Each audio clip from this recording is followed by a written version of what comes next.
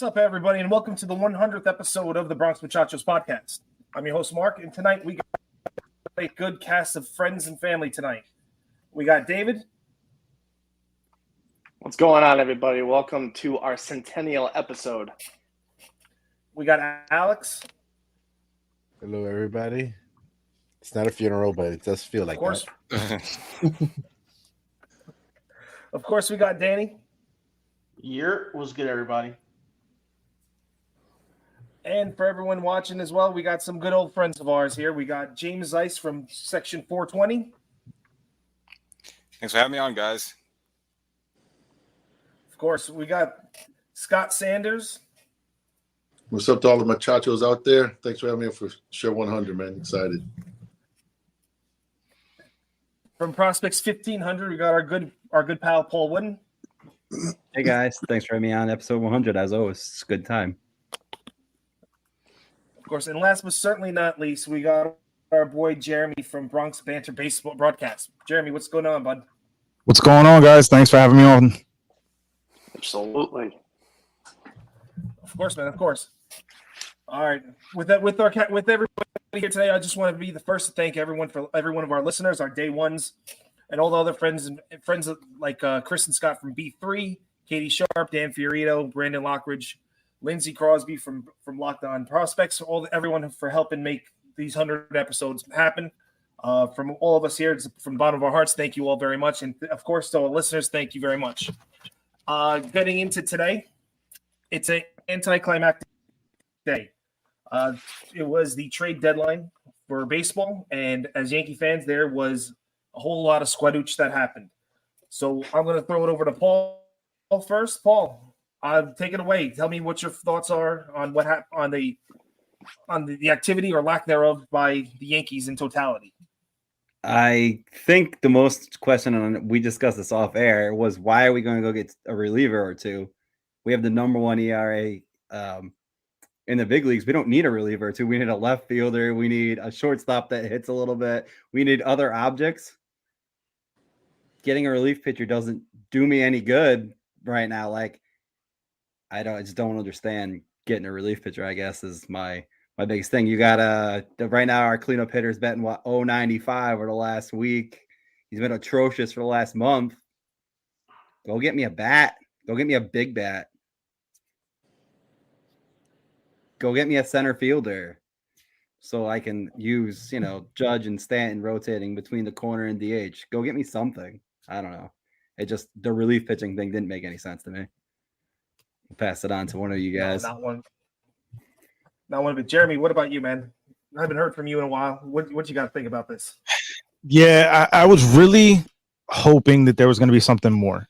The thing for me with everything that went down was the fact that there's a ton of options out there early. And as we saw, as the day progressed on, as the hours dwindled away to the 6 p.m. deadline, there was a whole lot less available. And it looked like the Yankees weren't even involved. Joel Sherman put out a tweet that there were 29 teams that were dealing with trades since the 1st of July. And the Yankees were the only ones that didn't.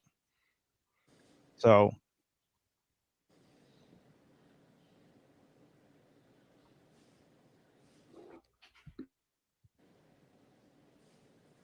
Yeah, no, this whole day had my blood boiling too. When I first started paying attention to baseball, I was pretty much 10 years old.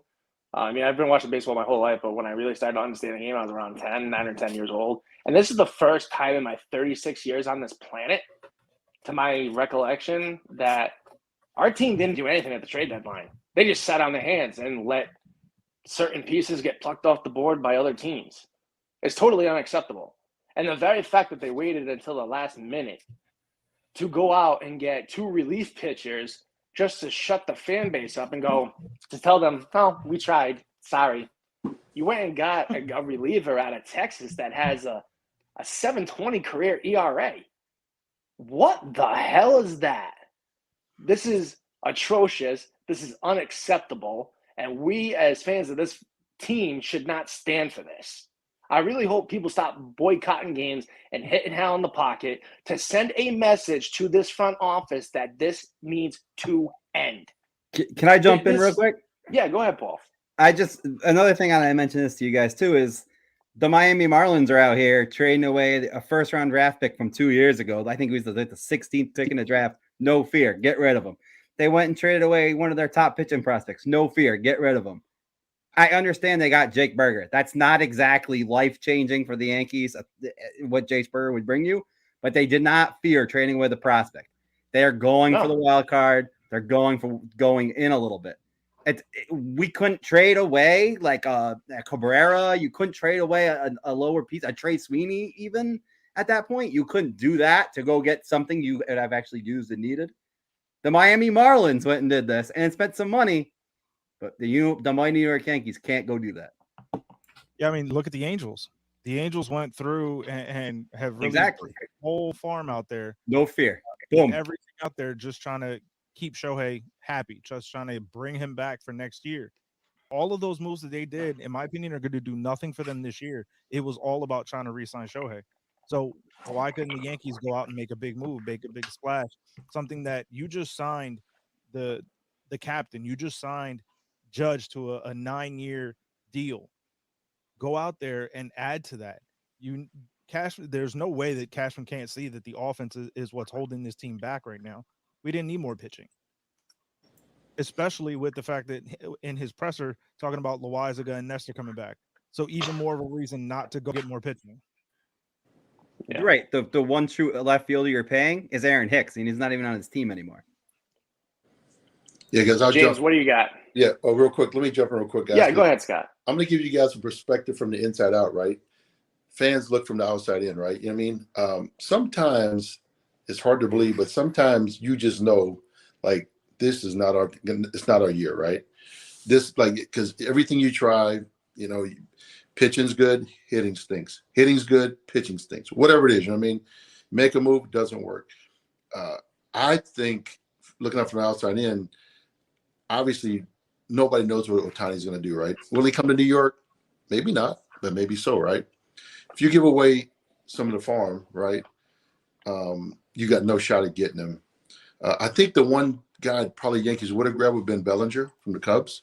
Obviously, they pulled him off. I think that was their guy to go get. And I'll be honest, this was probably the most boring trade deadline that I can remember in years. The two biggest names, 39 and 40 years old, Scherzer, Verlander, right?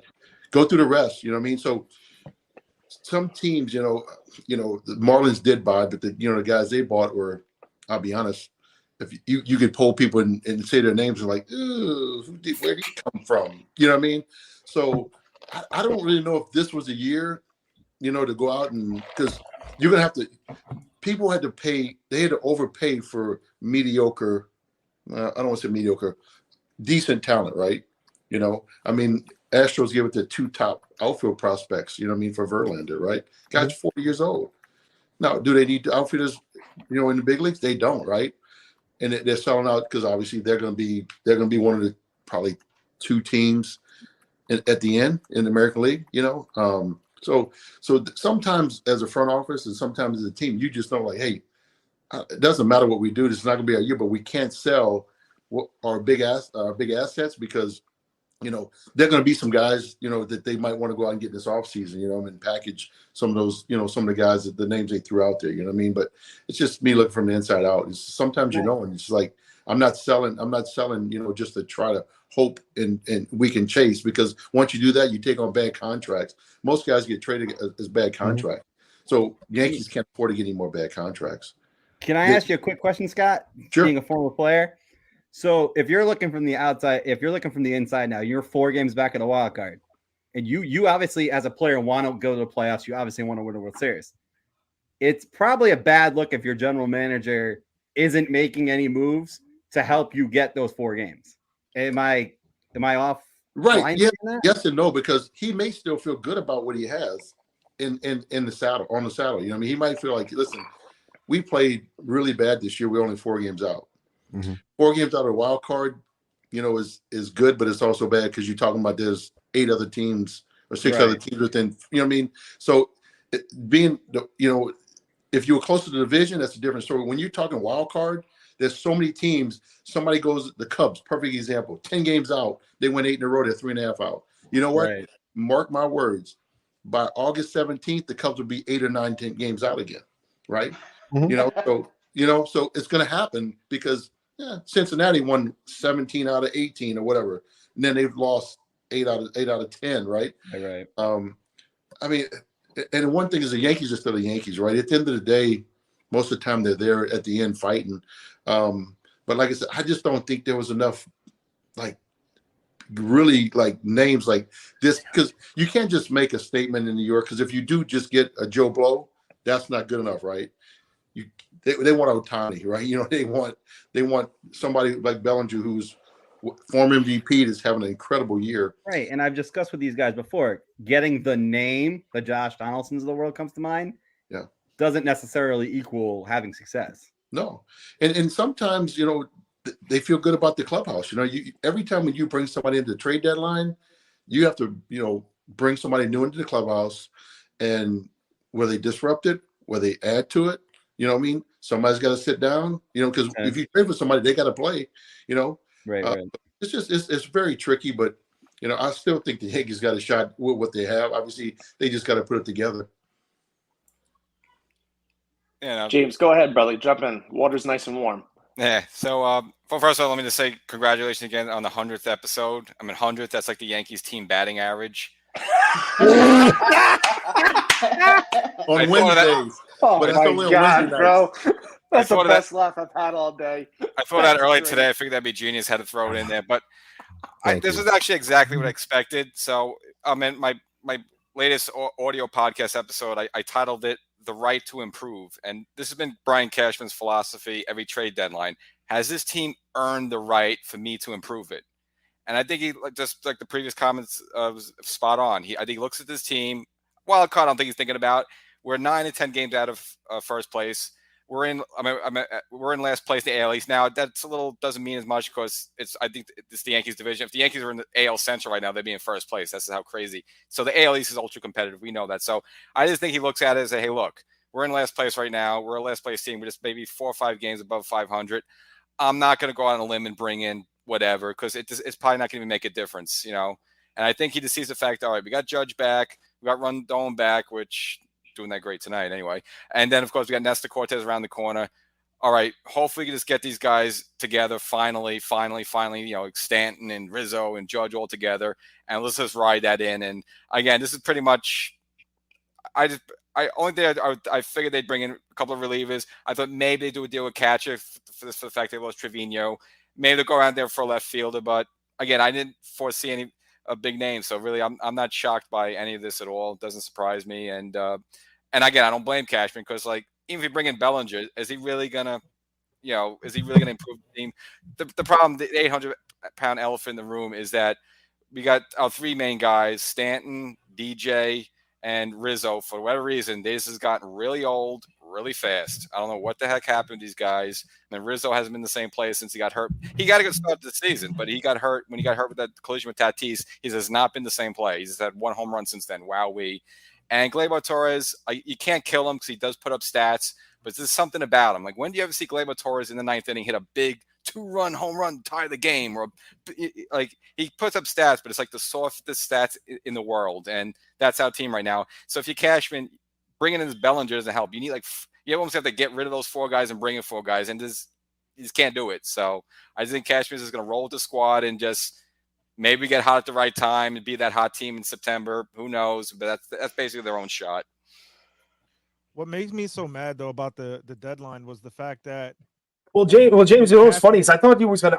Oh, sorry, Jeremy, go for it. Now, what I was going to say is that a couple weeks before the deadline, Cashman had come out talking about we needed to get a left fielder, a starter, a reliever, a catcher.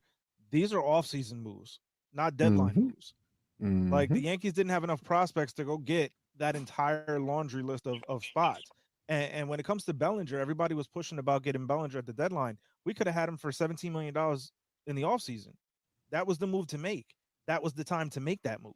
Yes. And it just, to me, and I put out a tweet earlier today, but I've been a Cashman supporter for a long time. I've given him the benefit of the doubt for a very long time.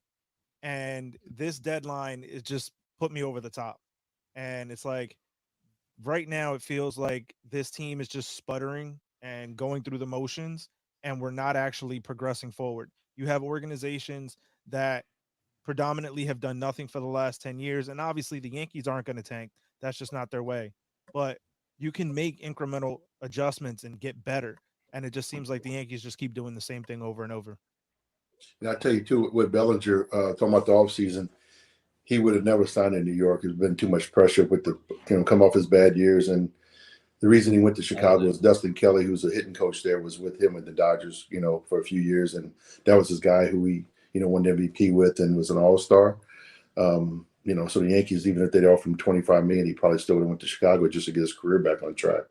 But those are the little intricacy things that happen so often that sometimes we don't always know that from the outside looking in, but he'd been a nice piece. He's just been a nice piece. But I tell you, the other thing is, it's really hard to get traded to the Yankees at the trade deadline and get thrown into that fire. It's really, you're really fighting a no-win battle.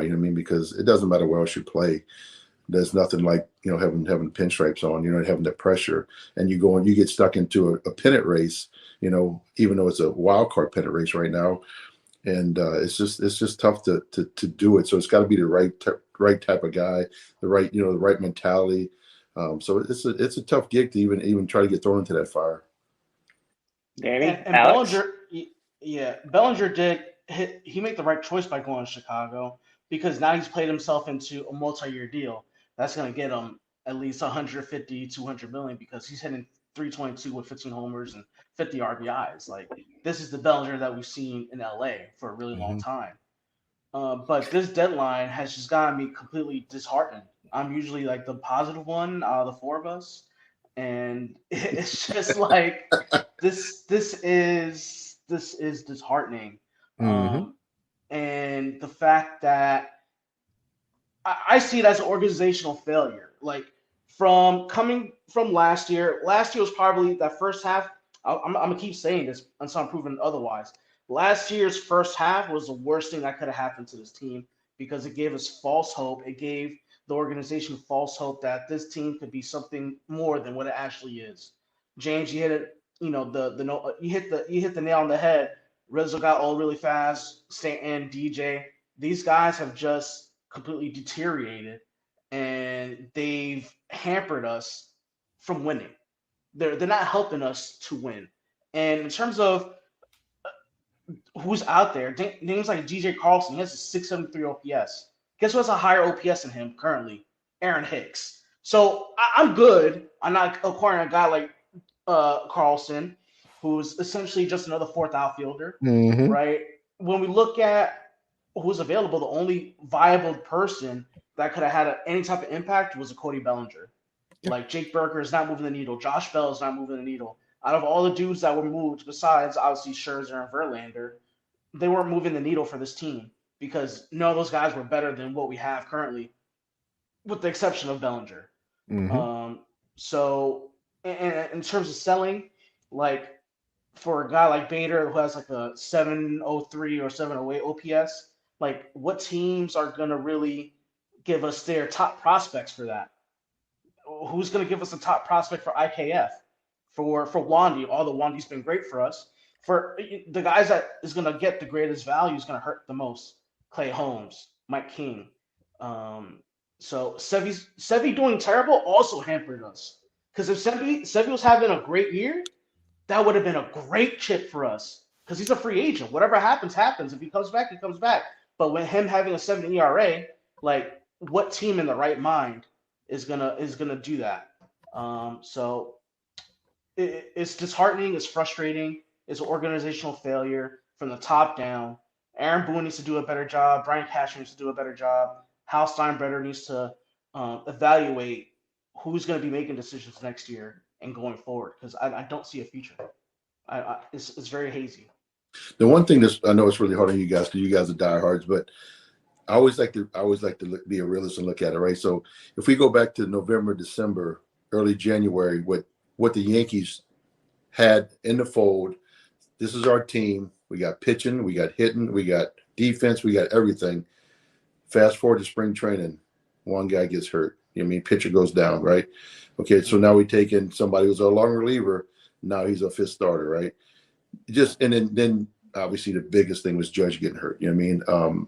The difference in this year and last year is Judge was, I don't know exactly, but was he down 4 weeks? It was a while. I know that, 6 weeks. You take that guy out of any lineup, and you're nowhere near the team you were, right? Just because the pressure of facing a guy like Aaron Judge, you know what I mean? It's like your butt's clenched the whole time, every pitch you throw, you know what I mean? 2 reasons. You hope he doesn't hit it 400 feet or 500 feet, and you really hope he doesn't hit it back at you. You know what I mean? And you'd much rather him hit it 500 feet than back at you, right? Because if he hits it back at you, you might be dead. But, so those things, I know guys are tough on Cashman, tough on Boone, but they've never really had their full team out there. But for maybe, I don't know, look it up. If you look it up, 5-10 games of the year, you know what I mean? So, and I don't care who you are in the East, every team in the East is good, and so it's just very tricky. But also a real quick talk about the trade deadline. So talking about like IKF and Bader. So the way it works is, so take the example, if I'm the Dodgers and I want Bader, right? I'll call Cashman and say, hey, I'm really interested in Bader and I want to make a deal. If it's somebody that so they have 3 tiers, like they have a tier 1, tier 2, tier 3, right? So the Dodgers would give him 3 names in tier 1, 5 names in tier 2, and 6 names in tier 3. You know what I mean? Obviously Bader probably wouldn't get a tier 1, but I'm just saying if he was at that point, right? Let's use Bellinger's example, right? The Yankees would give the Cubs 5 names in tier 1, 5 names in tier 2, 5 names in tier 3, and they'll tell them you can pick 1 out of each. You can get a 1, 2, and a 3, right? Or you can get a 1 and a 3, right? And that's how you do it. And then that's how these trades come about, right? Because you're looking like, oh man, why are we only getting this guy, right? Because teams, that's how they value their guys. And in the tier 1, it might be 15, 16, and 18th prospect in their organization. Tier 2 might be whatever, and tier 3 might be a bunch of Dominican 18-year-olds and 16-year-olds, right? So that's how most of these trades come down. When they you get so many, they'll tell you like take your pick out of these. So that's kind of how it works.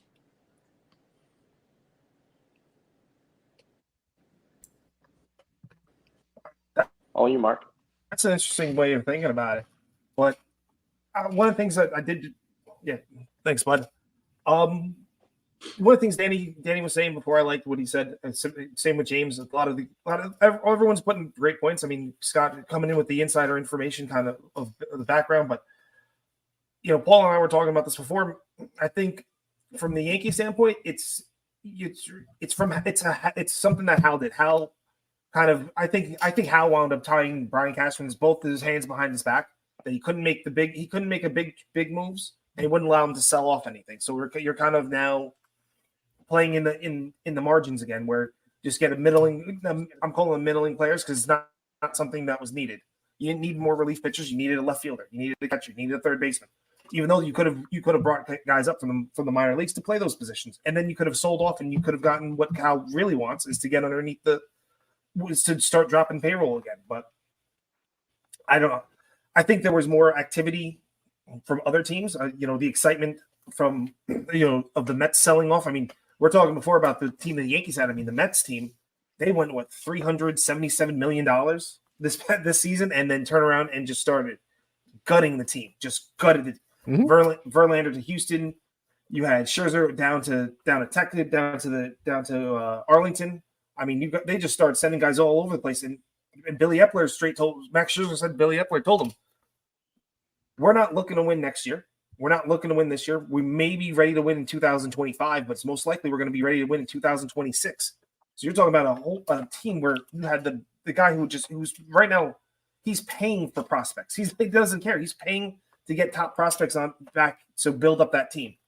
And I think that if starting with Hal, if he had that kind of foresight instead of just worrying about the dollar bill now, he's looking to get into the playoffs so he can get some more money right now instead of looking for the long run where he can help build build what his father had, which was dynasties along the way. So That's kind of where I'm at with the whole thing. I was more intrigued by what all the other teams did as opposed to just sitting back, waiting, and nothing happened. I'll be honest, the worst place to be. And the one thing I do like the extra wild card spots, because obviously it makes baseball more interesting in many more cities in September. But to me, it kind of waters down the trade deadline, right? Because the worst place to be is 3.5, 4.5, 5 games out, right? Because do I sell, do I buy, or do I just stand pat, right? Because, if we get hot, we can have a shot. If we play like we've been playing most of the year and finish 5 games over, 500 or 10 games over 500, we're not going anywhere. So it's kind of a really, really tricky situation for teams. And that's why I think a lot of big pieces didn't get moved. Obviously, the Mets moved the 2 biggest name pieces because their payroll was $650 million. You know what I mean? And obviously they're trying to just dump salaries as best possible. But it's all those teams in 4 or 5, they're in limbo, and they just a lot of people aren't selling like they used to sell at trade deadline time. And I think I think the only hope to have as a Yankee fan, even though they're going through a tough stretch, and of course with the finish the Rays series and the Houston series, like you really could be demoralized. I think somehow, some way, at least Cashman has convinced Hal that they still have a shot. Because I think if they were the last time there was sellers was 2016 when they got rid of Carlos Beltran, they got rid of Chapman, and kind of bet they also made trades, brought some guys, and they sold you a bill of goods. Like, no, we're still going for it. So I think the fact that at least we held on to Bader, as we mentioned, held on to Gleyber Torres, we could have gotten something for him. And even though he's been terrible, I think someone would, if they wanted to trade somebody, they could have gotten somebody for Severino. I mean, someone they could have got someone for Clark Schmidt. They could get someone for Domingo Germán. So I just think the fact that the Yankees didn't really ship anybody out, at least in their minds, at least internally, I think they still have a shot of getting to playoffs some way, somehow. Otherwise, they would at least move one of those pieces out who they could have. I mean, even if you get like a single A player for Bader, why not do the move? So the fact that they kept it on somehow, in some way, Cashman was able to convince Hal that, hey, we're still in this, even though it looks kind of bleak. Well, James, do you think that they actually tried to sell any of the guys off? Because I'm under the impression that they gave a lot of lip service, and then they really didn't want to sell anybody off. I don't think Hal would approve any of the sell off. Is what I'm saying. Again, well, we don't know if that was is that a Hal decision or the Cashman decision? I'm sure if Cashman did his job, you take phone calls, you put out feelers to see what can I get back. But if you're not going to be wowed somebody, I think might as well keep Gleyber Torres if no one's going to wow you. And again, if you in your mind you still think that you got a shot at this, unless someone's wow you're just going to hold on to that piece because otherwise why not? Someone like Beta is going to be gone after this year. Why not just get anything for him if you can? I mean, not even playing Beta half the times now.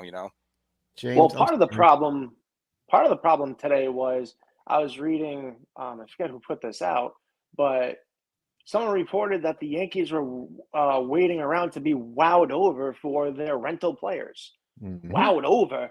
Who the hell is going to pay you top dollar for Luis Severino, Harrison Bader, Gleyber Torres, Wandy Peralta, and possibly Clay Holmes? Like, what the hell is that kind of mentality? And then there was another one that said, well, he was gun shy about the trades for a couple of years ago. Yeah, you got fleeced by the Oakland Athletics for Frankie Montas last year. That shouldn't stop you from going out and doing the right thing. How have we gotten here?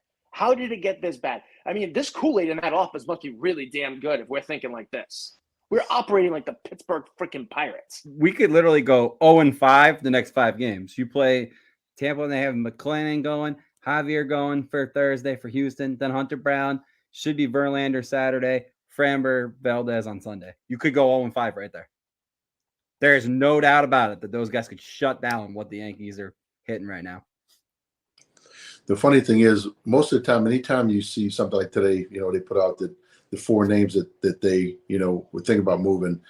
The front office, they always know the media person who, if they can say, hey, get this out there, right? Just to see feelers, right? I think they threw those 4 names out there just to see, hey, if we put these names out there, who may call, right?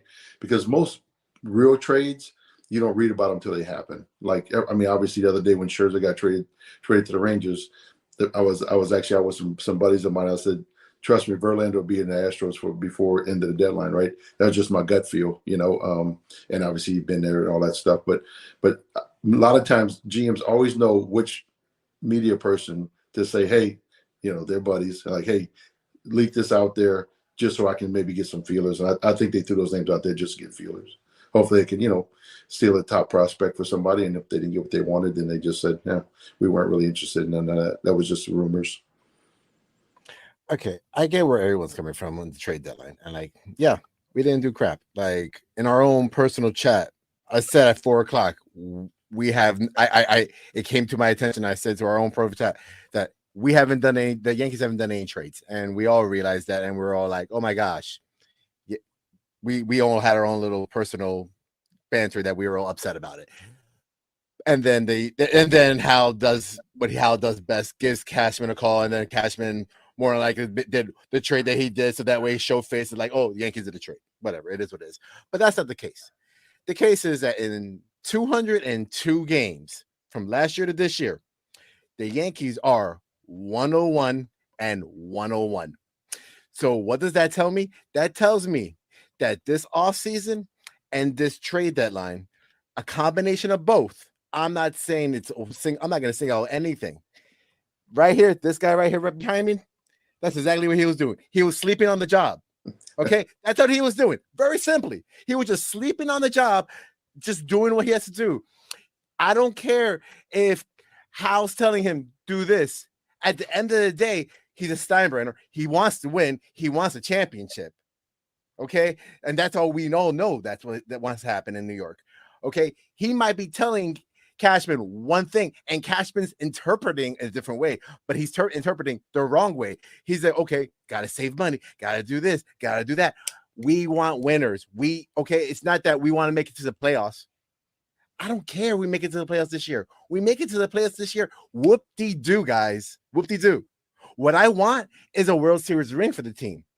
And Scott, I know you were a player, and now you're seeing passionate fan right now, and that's what it is. It's like I'm going to come up with a question.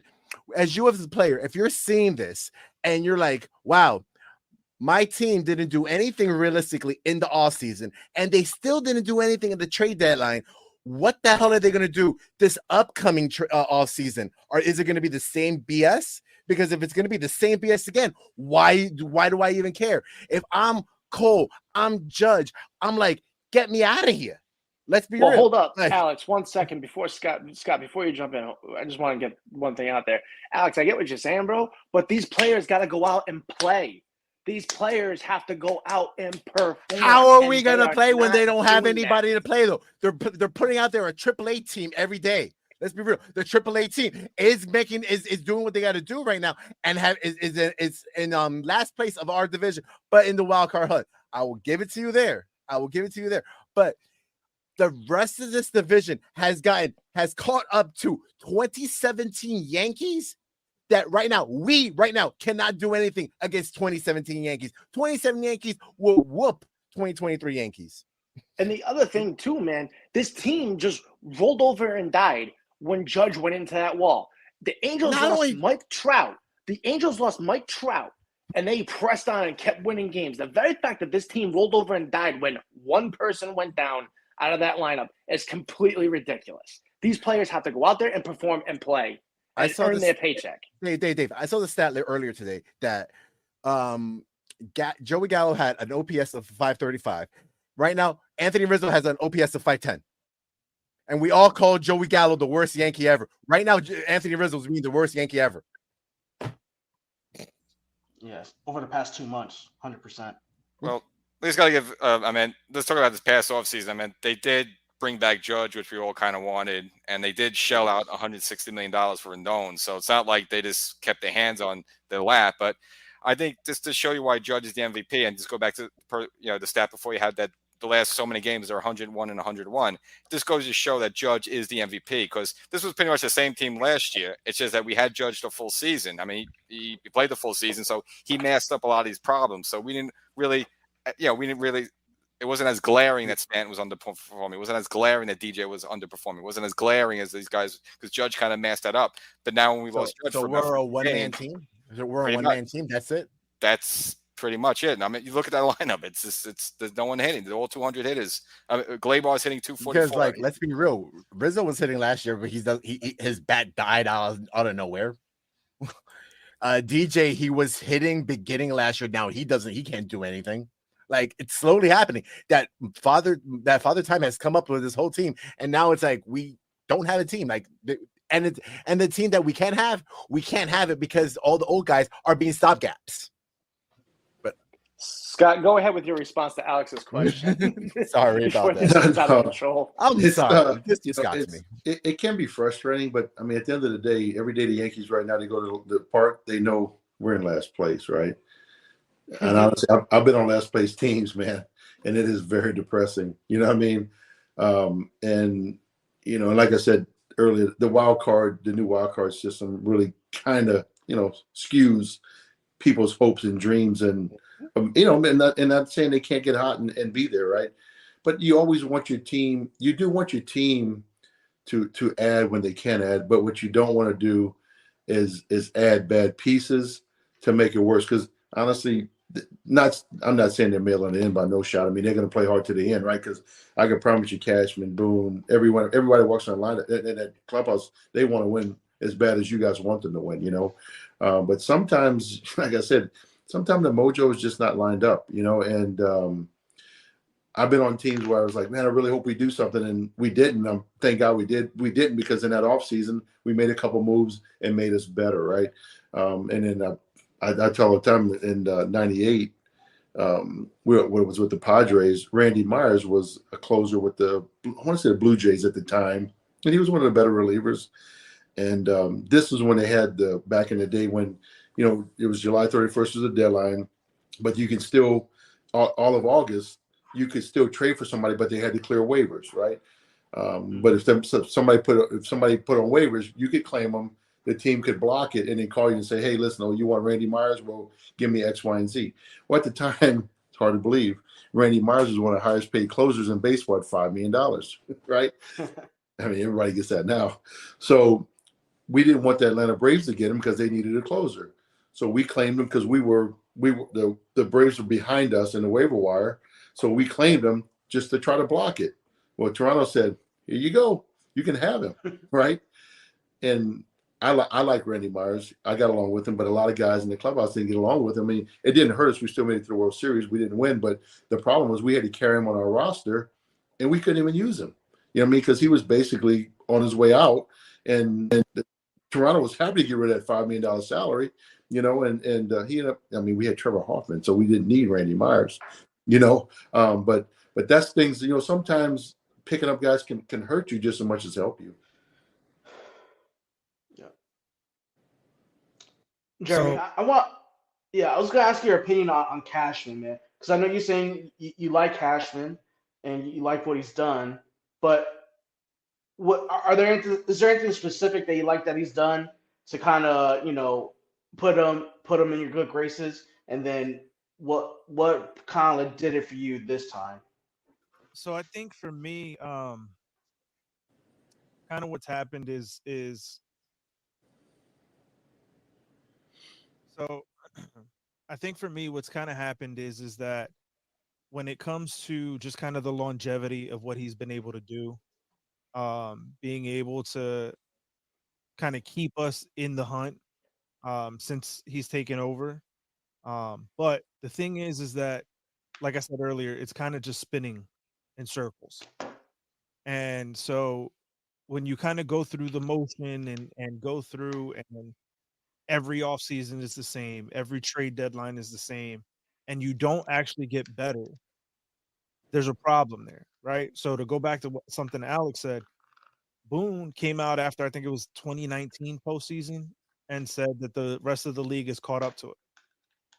We're now talking, that was several years ago, right? And the Yankees have gotten no better.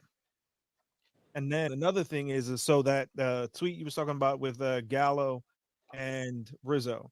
So Joey Gallo's worst 50-game span as a Yankee, he had a slash line of 160, 272, 273 for an OPS of 545 with 5 home runs, a WRC plus of 62, and a negative .3 F4. Rizzo's last 50 games with the Yankees, 188, 278, 242 for a 520 OPS, 1 home run, 49 WRC plus, and a negative 0.8 F4.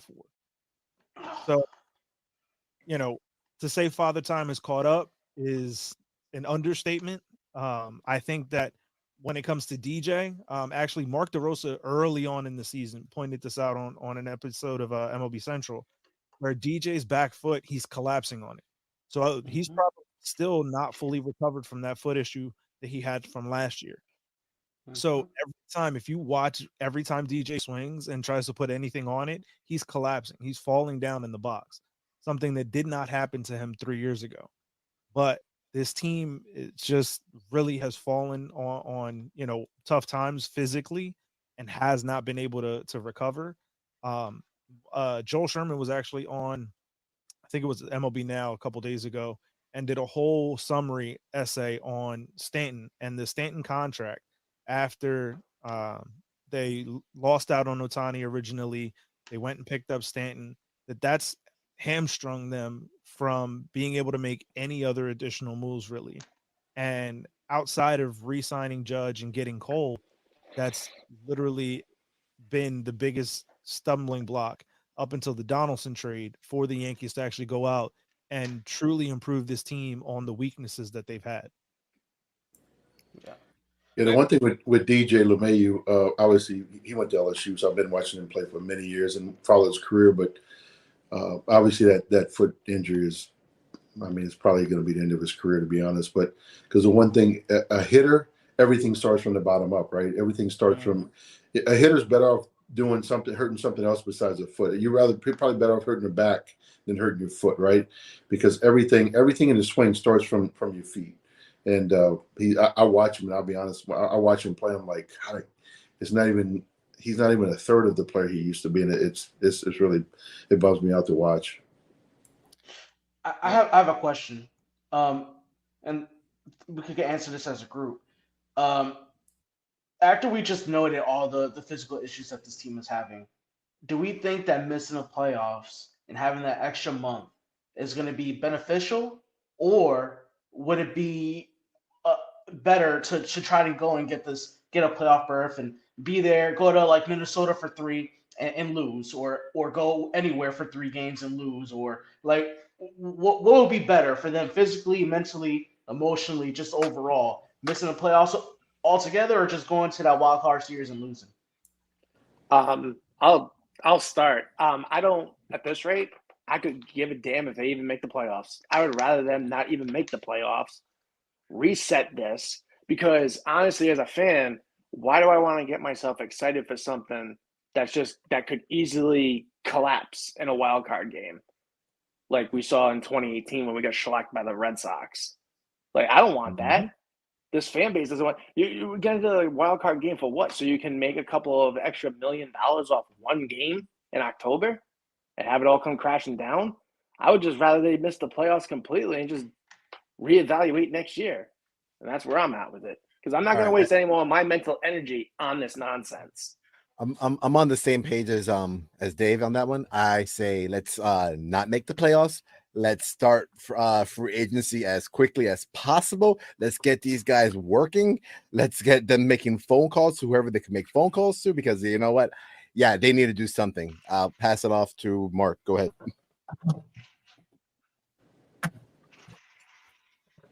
Yeah, I've gone back and forth in my own head about this, but I do think that the time has come that we watched a few teams in the past 30 years, 40 years, or 30 years actually, that they haven't made the playoffs. They've come back with a little bit of especially after 2008, they came back with a renewed vigor to actually play baseball. They got new people in the clubhouse, and I think having that kind of, having a change of club, getting some other kind of different characters in the clubhouse is going to help them out. I think that this, I said personally, I said to everybody this year, I said, I think this was kind of the bridge or a gap year for the Yankees, that this was kind of like the beginning of a quasi teardown. This is the end of as Brian Hoke once said, the baby bombers. This is the full on end of the baby bombers as we knew it. And then there's a new cast of characters, a new group that is coming up, that will be coming up, and that's supposed to be the new core of the team. So I think that they need to kind of clean house and bring up whoever they're going to bring up. If they're not going to bring these guys up, because the second thing is I'm tired of them not giving anybody a chance to really play. See, they let Volpe play, and that's about as far as it went this year. They didn't give Peraza. They've never given Peraza a real chance. They kind of stunted Cabrera. They just moved him around, which is smart, but they never gave him a real shot as well. They never gave Estevan Florial a shot. They never. Everson Pereira's in AAA. They never gave him a real shot.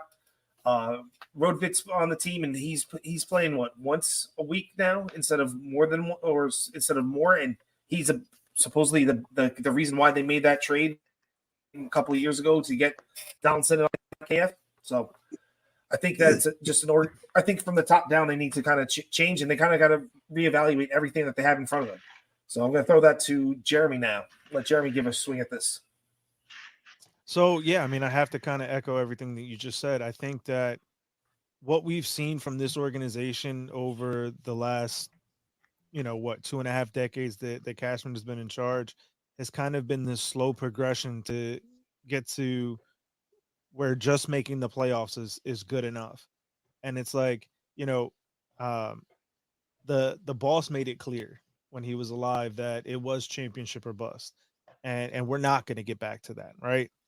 It's a different mentality now. It's a different game with the way that, analytics has flown in, the way that, the kind of parity that has come through the sport because of the revenue that even smaller market teams are getting involved. I mean, obviously the Yankees are not going to be able to go through what the Astros did back in 2012, 13, what the Cubs did full scale rebuild. That's not going to happen. But if we look back to the start of the Baby Bombers, right?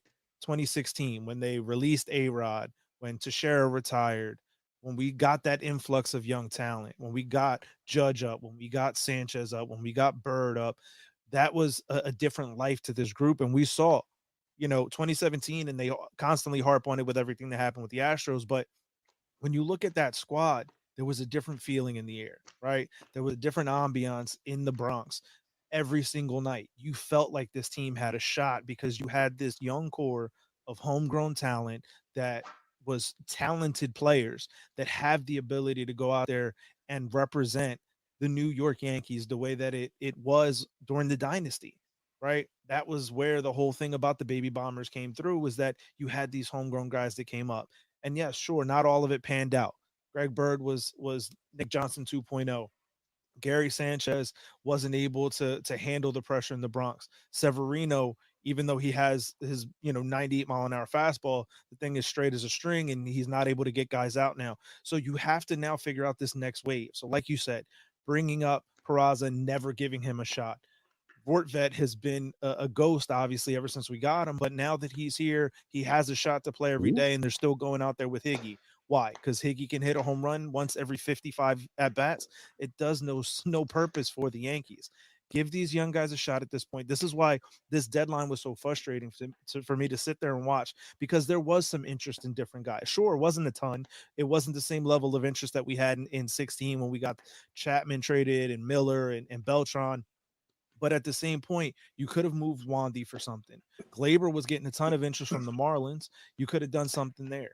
You had the opportunity that if you looked out a little bit further, you trade a guy like Clay Holmes, who could have some value, that could go to a contending team where you can kind of rebuild this prospect base. You call up Florial, once again, who's been blistering all season long in AAA. You give Peraza a shot. You have these pieces in the minor leagues that you covet so much that you're not willing to part with, to be able to bring in talent that can help your organization. So now you have to put up or shut up. And I think that at this point, it's time for them to start parting ways with the inefficient players that they have now, start giving the younger guys their shot. Because at this point, what else do we have to lose going forward?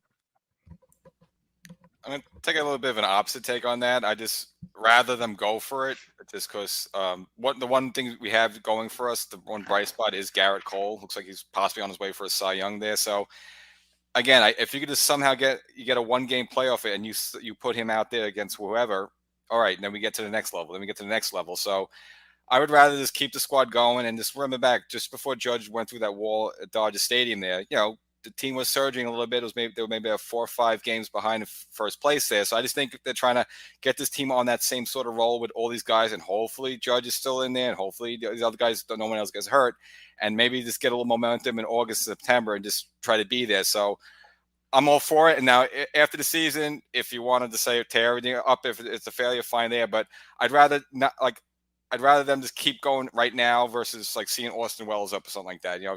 I'd rather just keep this team going and just hope somehow, some way they can find a way into the wild card and just needle their way in. And again, it's happened to the Yankees. How many times during the early 2000s we'd be the first place team and some scrub team would squeak into the wild card and they knock us out. I'm like, what the hell? Where'd that come from? So Marlins did it twice.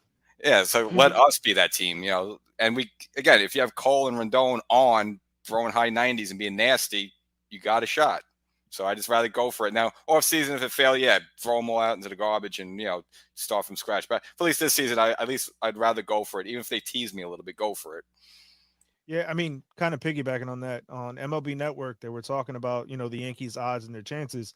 And going in as the third wild card spot is actually the better route to go, because then you're going to face off against the Central Division, which is absolutely atrocious and a joke. So, just to kind of piggyback on your point, that if they were to somehow manage their way to back into that third wild card spot, they would have an easier time of it because the Central is pretty weak.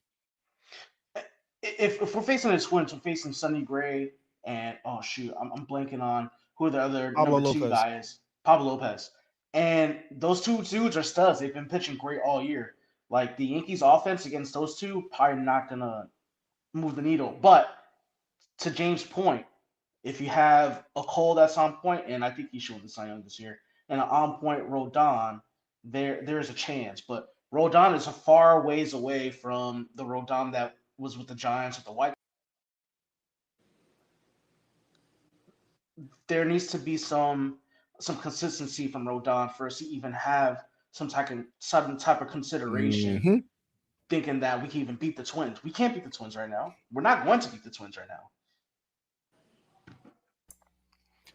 The one thing about the Yankees, like you guys mentioned earlier, I mean, nobody wants to just make the playoffs, right? This World Series is a bust, because even if they make the World Series and they lose to the Twins, honestly, you guys can be more pissed off than if they don't make the playoffs. You know what I mean? So it's a tough situation. And the one thing they're not going to do is they're not going to bring a bunch of young kids up at one time. But the one thing, I look at baseball and I look at guys who sign $250, $300 million contracts, $350 million contracts. Not many of them are playing. None of the teams are really best teams in baseball. I mean, look at the Braves. I mean, I don't know. I'm not sure what the top guy is, but he might be in the $25 million range, which I'm not saying it's, but they don't have a $40 million guy. It's like the NFL team that has a really good rookie quarterback, and then all of a sudden he gets a big payday, and the team stinks after because they can't pay anybody else. And the Yankees have been handcuffed because of Stanton and now Judge. So that's just that alone, those two contracts are gonna hurt them from going out and buying a Scherzer or a Verlander. You know what I mean? It'd been nice to get one of those two guys, but they can't because payroll constrictions, luxury tax, lose draft picks, all that stuff. You know what I mean? You do have to look at the future sometimes more than you look at the present when you're in a situation like you are now. So I want to piggyback on 3 quick things. I agree with Scott 100%. Giancarlo Stanton has hamstrung this team mightily between the salary he makes and his position eligibility where he can't play in the outfield for so much. He has the DH. That hamstrings your team mightily. I mean, that's just what it is. I agree with James. I kind of want to go for it this year, only because you're already this far. You're 4 games out. Just go for it. Heck with it, because you can't rebuild in the middle of a season. It's not a thing. But the question I had for the group, can we turn into the Baltimore Orioles and Tampa Bay Rays and Houston Astros where we build from within and then compete? Are we willing to put out Pereira and Florial and Peraza and all the Austin Wells and such and just go for it? I mean, that's kind of what Tampa Bay did, kind of what Baltimore did. And look, they're above us in the standings. That's what Houston did when they had Carrera, Bergman, Albert, all those guys. Those are all homegrown guys.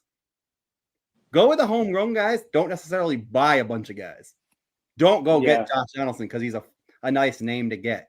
Don't go get John Carlos Stanton because it's a nice name to get. Give Florial a shot. Give a minor leaguer with a littler contract a shot.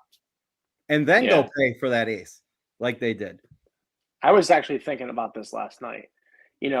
Back when the Cardinals were winning World Series in the 2000s, 06, 11, and 13, I forget which year it was. I want to say it was 06, but I think it might have been 2011, where 24 out of the 25 guys on that roster that made it to the World Series that year were all homegrown talent. I think Chris Carpenter was the only one on that team that was not homegrown because he came from Toronto.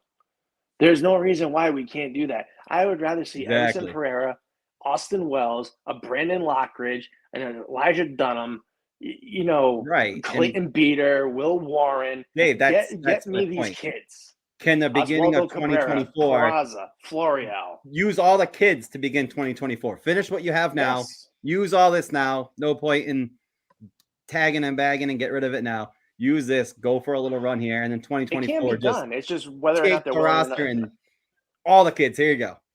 Have at whatever's left. It is possible to do, but they have to be willing to do it, and that's just the way it is.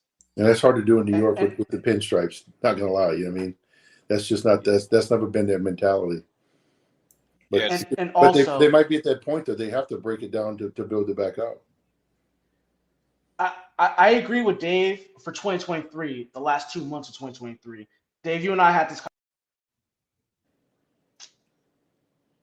But when it comes to depth in 2024, like the Will Warrens, the Clayton Beaters, the Richard Fitz, the Brandon Lockridges of the world, those are our depth guys at the moment. Like, I'm not sure how much of an impact they will make at the big league level in 2024. And that'll be my biggest concern with that. Like, I think in the last couple months of this season, yes, give Florial a shot. Give Peraza a shot. Shoot, Everson Pereira's been tearing the ball off the cover off the ball in AAA. Give him a shot. Even Austin Wells, like, give those guys shots at positions where we actually need to see who they are. But use it for the last 2 months of the season, not for the entire 2024, and then be left without depth options. All right, so I get where you're coming from on that one, Danny. I really do. But like, my thing is this: my hate for this whole trade deadline today is very simple. Is that we had the Mets do what we as Yankee fans wanted. We wanted to reload. Realistically, we know we're going to make the playoffs. Even if we reload, we will still make the playoffs with the way the wild card is set up, in my opinion. Like, it's going to happen. Do I want it to happen? No. But it's going to happen.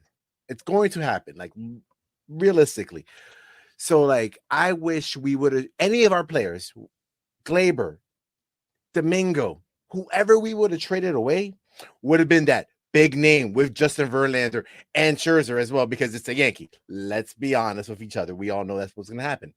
So if that's what would have happened, it would have been nice to trade away a piece or two pieces to get more prospects so that we are reloading for the future and we are going to be ready. So that way we're not going to be like, oh my gosh, we don't know what's going to happen.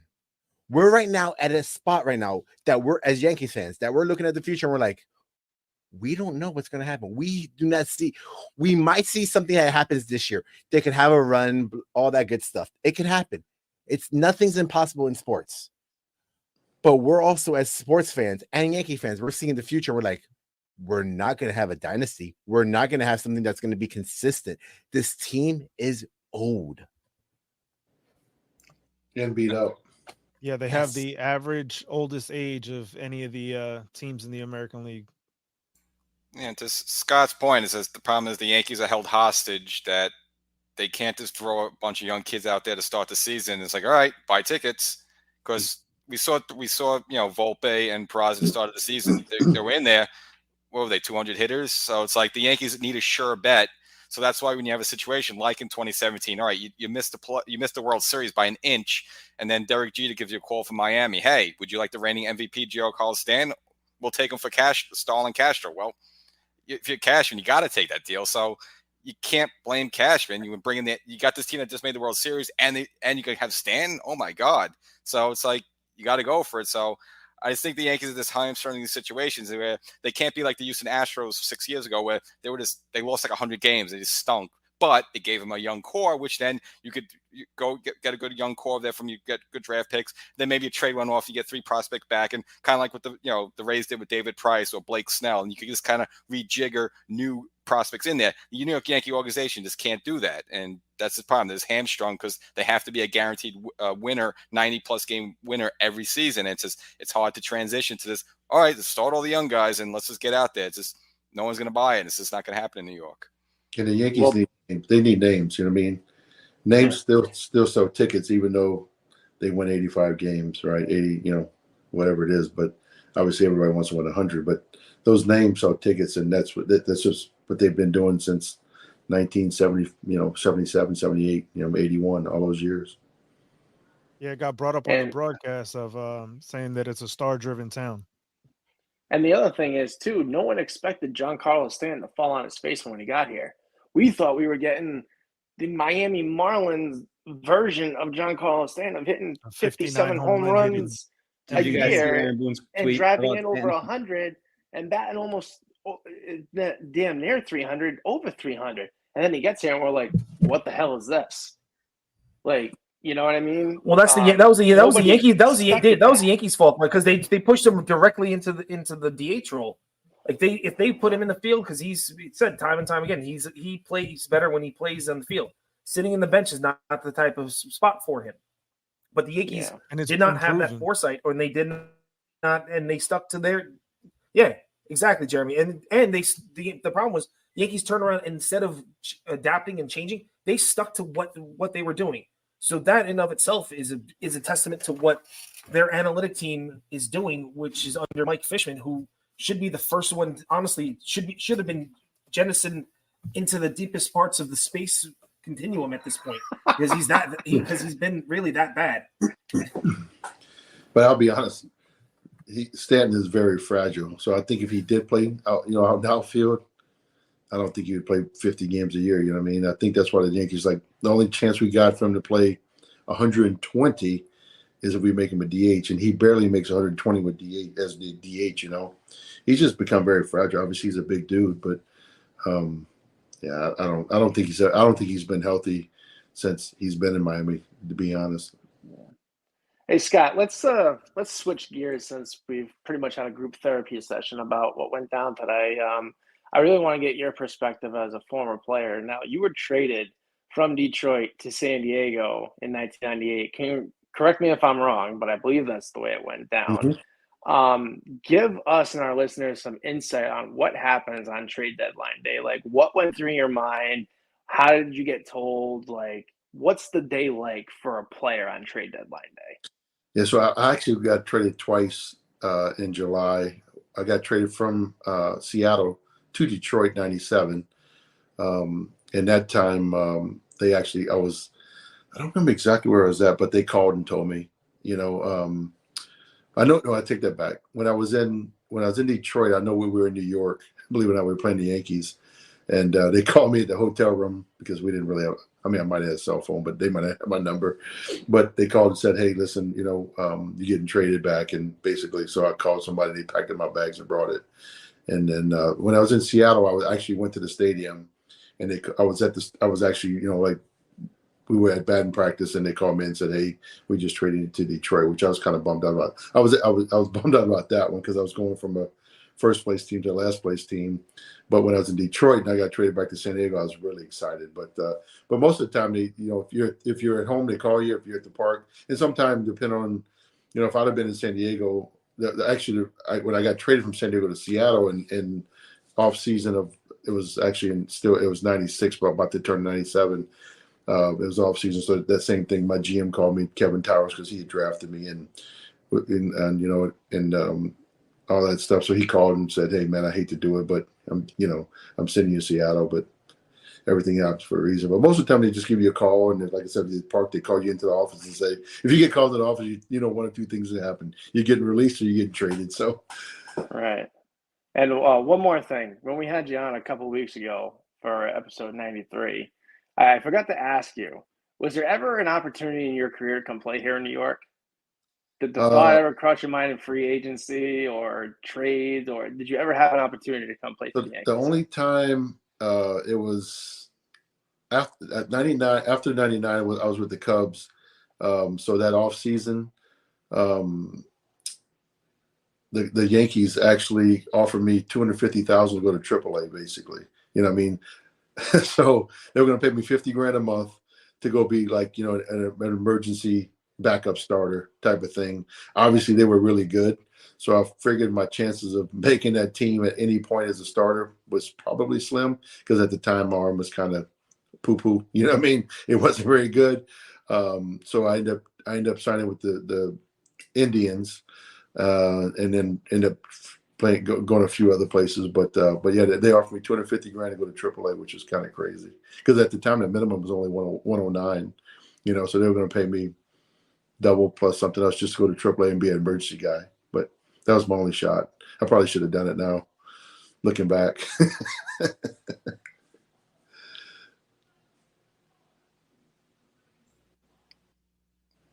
And I guess another question I ask you, this as a former player, I guess you were actually during the heyday of the Joe Torre dynasty. Just like, what was this your thoughts on the team, and what other players think of that team? Because again, it was a player before they got A-Rod. It was just like a good team, but like no superstars, but just a very good, clutch, professional, winning team.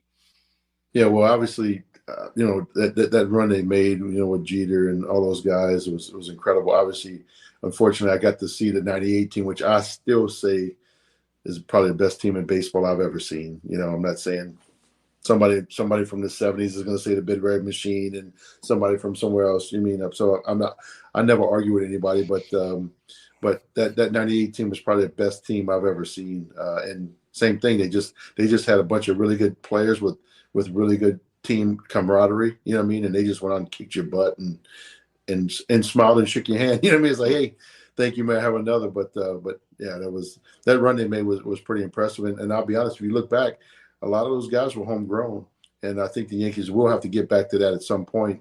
You know, have over half their lineup more homegrown, and then obviously fill in the pieces with the bigger splash guys.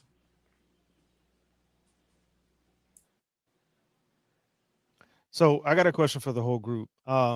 We know that Harrison Bader is going to be a free agent at the end of the season. What is everybody's thoughts on whether or not the Yankees should re-sign him? No. Yeah. No, I like him. That. One at a time. I second that. No.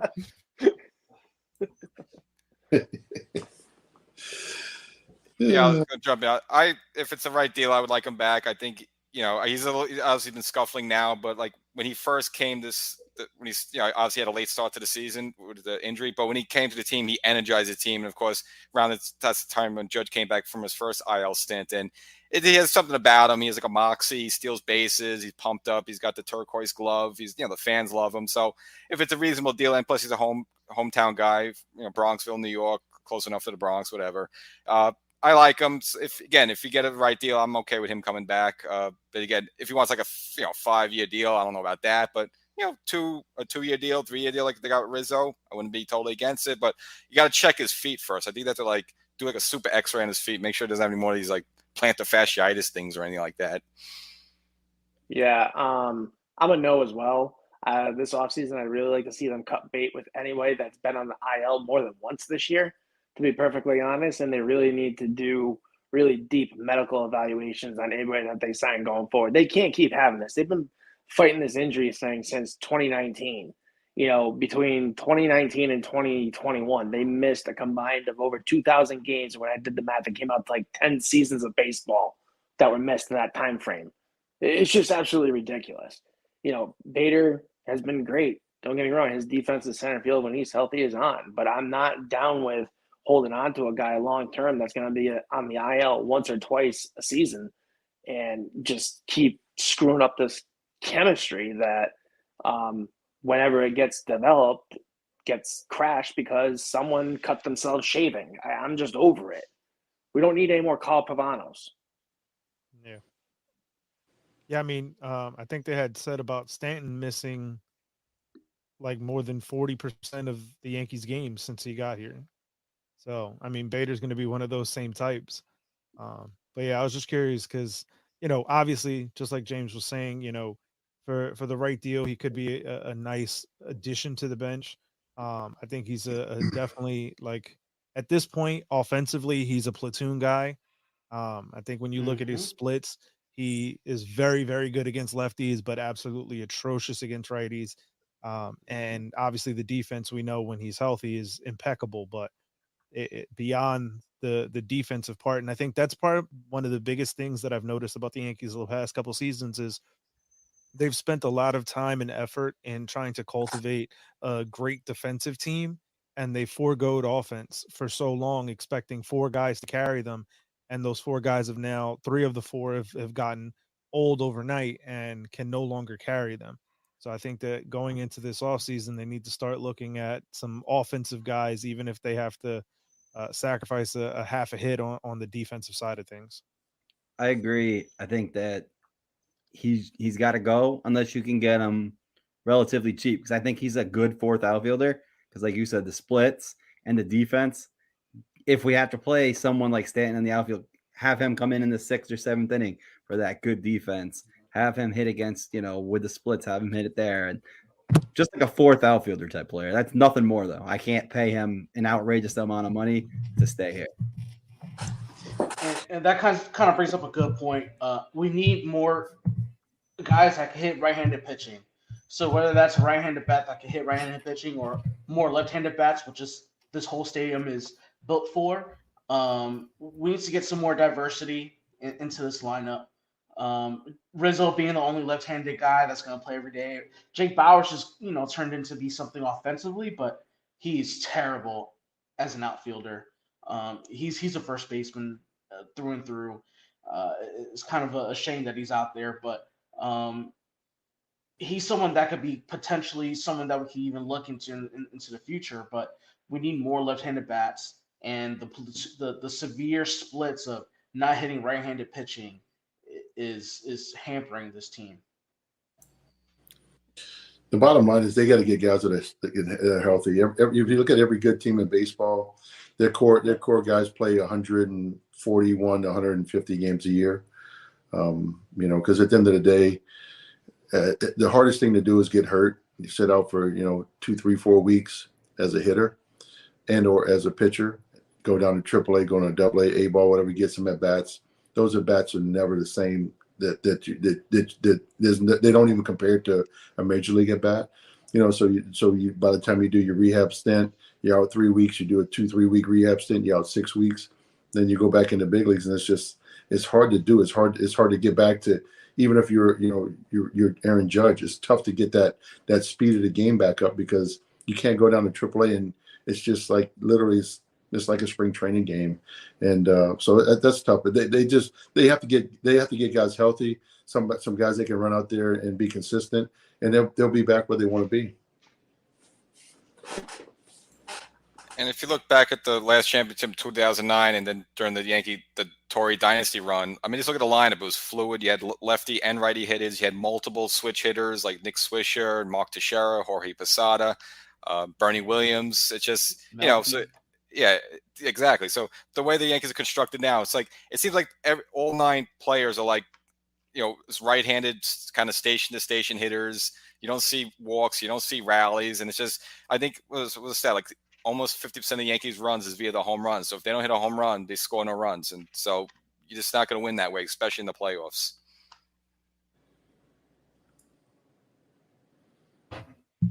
Well, homers win in the playoffs. I think that's kind of been proven by everybody. But two-run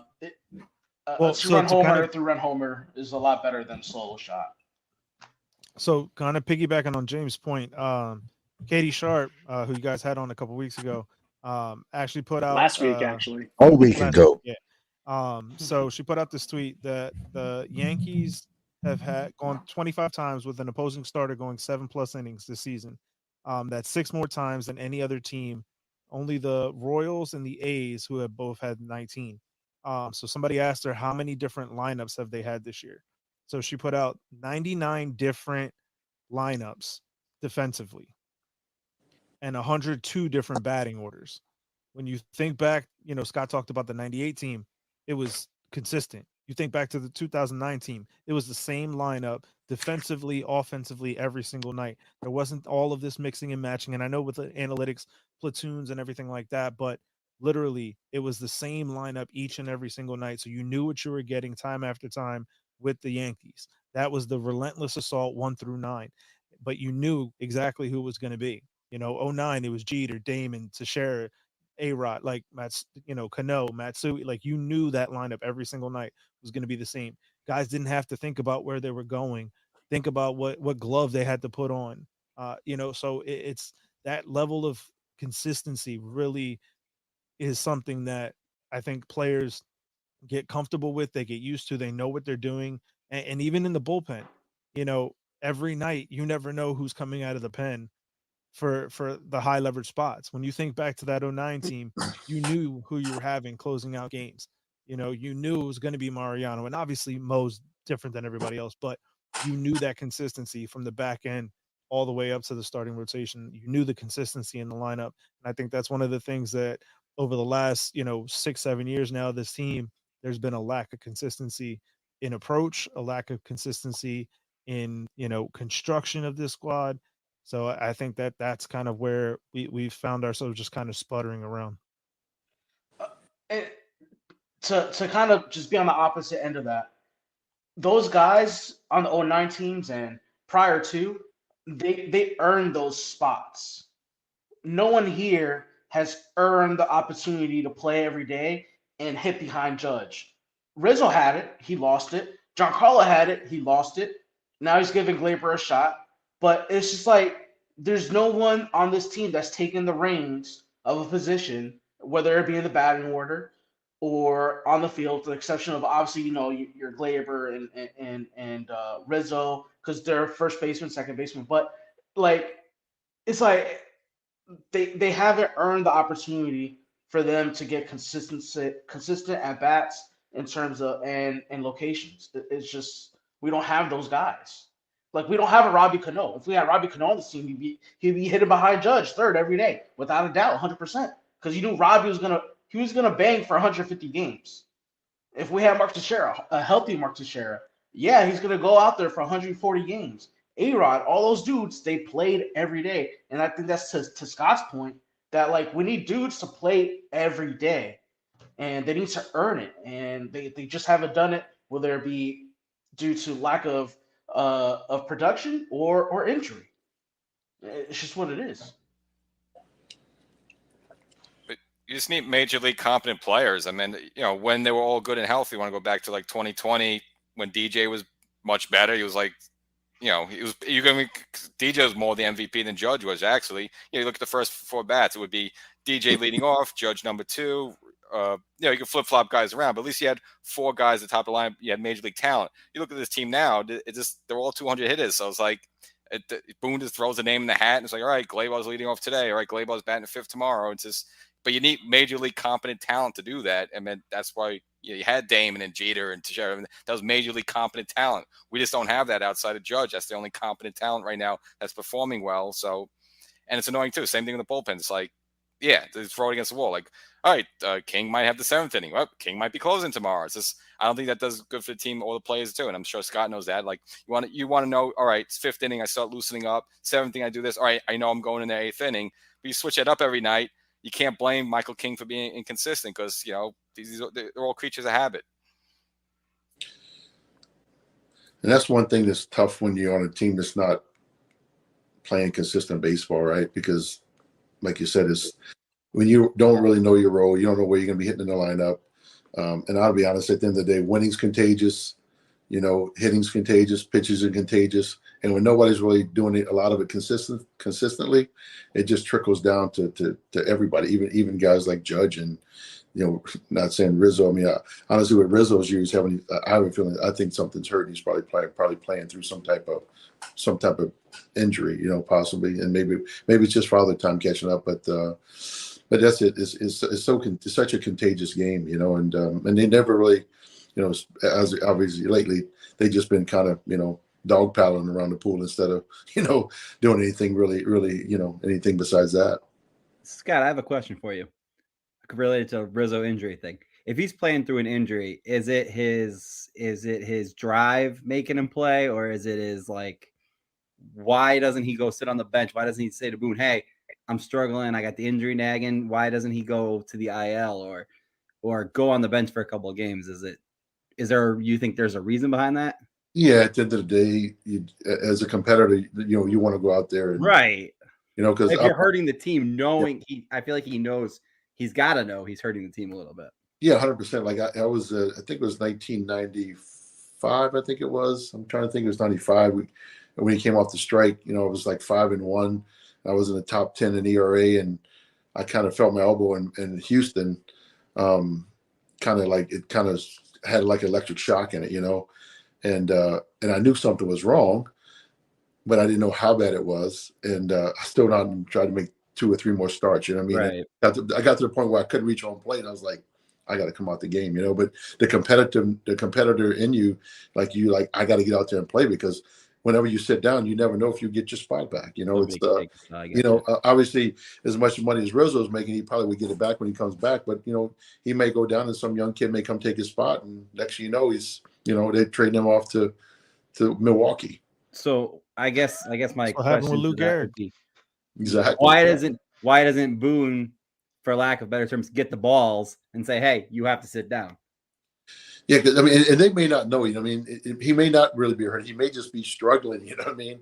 Right. But his numbers are they're not Rizzo numbers. It's been pretty consistent ever since he had that collision with Fernando back when we played Boone the Padres at home. That's been since what I'm saying. That's been when the decline started. Boone has to know his numbers are struggling. Boone should grow some balls and be like, hey, you got to sit on the bench for 2 or 3 games, because it's obviously not working. And if we are trying to make a run, you're hurting the team. But it's hard to do that to a guy making $19 million. Very true. That's the bottom line.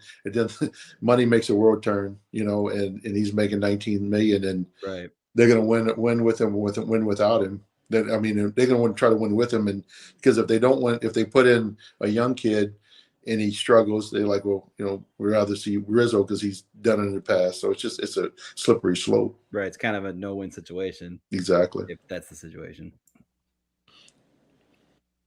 Yeah, exactly. Because the solution would be Franchi Cordero at first base, which is not much of an upgrade. You got Shapiro down in the minor leagues. Hell no. Damn. Jesus. Give Shapiro a shot. Give someone else a shot. Savage. All right. Well, I think that's gonna do it for us, I believe, unless anyone's got some last minute things they need to get off their chest. Or I would like to say, well, go ahead, Paul. I just wanted to congratulate you guys on number 100, and I wanted to say it was nice to meet you other 3 guys tonight as well. Hopefully we can all do this again at 200 or something. That's right. 125 for sure. Sounds good, Scott. How about if the Yankees make the playoffs, we all that'll come work back? too. Yeah. Done. If they make the playoffs, we'll all come and eat crow. Book it. If they make the playoffs, we'll meet up somewhere. That's right. Do a live podcast. Yeah, that's the dream one day. Mm-hmm. Well, I just want to. I was gonna say, you want to go? What? Or? Oh, no. Yeah, Sorry, I jumped the gun. All right, yeah. So, I would like to also say thank you to you guys for joining us. Absolutely. And to everybody watching, thank you for being with us for all this time. I've also passed it to Dave now. Yeah. So, just echoing the same thing. Sure, Danny would like to say something after I'm done. I just want to say to everyone listening, everybody here, thanks for coming along for this ride with us. We started off a year and a half ago, 3 days before the strike fell out of the sky, just 4 dudes sitting around a microphone talking into the abyss, hoping somebody would listen to us. And then next thing we know, we're in 3 countries, which turned into 21, which turned into 3,000 followers on Twitter, and now 21 countries around the world. So we couldn't do it without you guys, the listeners. You guys have helped us along the way. That have been doing this slightly longer than we have, and also, getting to know prospects and former players like Scott here to come along for the ride with us. So I'll pass it over to Danny before we officially close this thing out. Yeah. Thanks, guys. This has been such a fun time. I love talking Yankees baseball. I love talking baseball in general. But this is something that I've always wanted to do. And meeting everybody here has just been a great pleasure. And the fact that we have people that actually enjoy what we say is nice. So appreciate it. Let's keep it going. And let's go Yankees. I also want to say one more thing. I'm sorry that it sounds like a funeral in episode 100. Don't blame us. Blame Hal Cashman, and let's put it on Booney too. Let's just do it all the way down. Let's do a pyramid down, okay? Don't blame us. Blame the team. Hefe, what you got?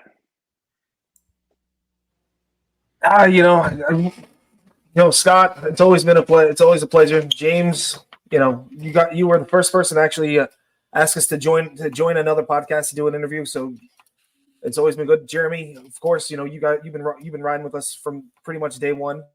The same with you, Paul, and to everybody else who wasn't able to make it. We give them a shout out early on, but it's always a fun time and a pleasure to kind of see that just four guys just want to just spitting whatever they want to say out there, and people it resonates with everybody else, and having people, former players coming on and other people that are doing the same thing, all gelling together, and that's the kind of community that I like to have around us, and that's kind of something we like growing with and want to help grow as well. So, like I said, Paul, Jeremy, James, Scott, thank you guys very much. Everyone else that's listening, thank you very much. Day ones, thank you very much. All of our friends who've come on as well, thank you. Thank you all very much for making all this possible for each and every one of us. Well, while we're in the process of hugging it out, do the other three of you would like to say anything? Now's your chance before we got to turn this thing off, before the family starts yelling at me. Yeah, I'll just say, congratulations. Why don't you guys go around, give everyone your social stuff. Yeah, check it where you can go. Yeah, tell people where you can find you if you want to be found. That is, if you don't, that's cool too. Okay, I'll bat lead off. Obviously, you can follow me on both Instagram. At section 420 Talkin Yankees, and no G, it's Talkin. We all know that, but no, Talkin Yankees or that. Also on Facebook too, just a regular Facebook page, section 420 Talkin Yankees. And last year I started an audio podcast. So I do video, but I started an audio podcast. Wherever you get your podcast, section 420 Talkin Yankees, find me, follow me there. And just want to say just congratulations to you guys, 100th episode. And remember you guys started out, and I think the good thing about this stuff is that even with the teams doing miserable, it's fun talking baseball. Like I just, even though we're complaining about the Yankees, it's fun complaining about the Yankees that I almost forget that they're not doing well right now. So it's just to do this is just fun with other fellow people that are into this stuff. Even if the team's in last place, just talking about it is at least something fun and kind of makes you forget about it. And that's my 2 cents. Who's gonna blink first? I'll go next. First of all, congratulations on the show number 100. That's a great milestone. Obviously, you guys always do a great job, and I'm honored to be able to be on your 100th episode, and look forward to doing more in the future. And make sure everybody out there, get into the camera, Scott. All right, make sure you get that gear, all the people out there, and thanks for everybody obviously listening to you guys too as well. So, you guys been fun since day one. I keep in contact with Mark and Dave almost on a daily. It's good to have some new friends, and Alex and Danny as well. Congratulations on your 100. Like I said before, you guys can find me at PaulWooden1 on Twitter. Always tweeting sports cards and sports related stuff. Guess I'll back clean up then. So once again, congratulations to you guys on 100 episodes. You guys always do your thing, always bringing it.